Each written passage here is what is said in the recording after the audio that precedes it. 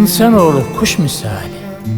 Bir bakmışsın gün bitmiş, bir bakmışsın ömür bitmiş.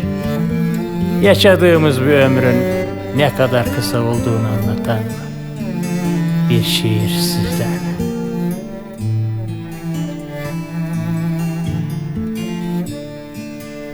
Bir bakarsın güzelliğin solmuş, aynalarda bulursun kabahat. Bir bakarsın dermanın yok, yollarda bulursun kabahat. Bir bakarsın gözlerin perdelenmiş, karanlıklarda, uzaklarda bulursun kabahat. Bir bakarsın ellerin titremiş, dertlerde, kederlerde kusur ararsın. Bir bakarsın uykuların kaçmış, gecelere, rüyalara sitem edersin.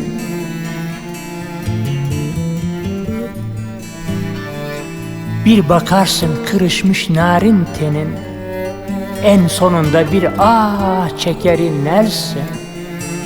Anılar da teselli vermez artık, yana yana arzularsın, kimse bilmez.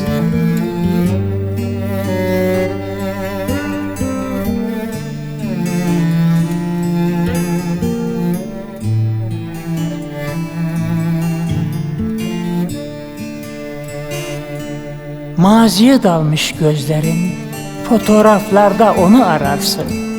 Dalar geçmişin en berrak düşüne, dört nala salınmış atlar gibi peşine. Canlanır yaşananlar, sonra oturur yalnızlığına ağlarsın.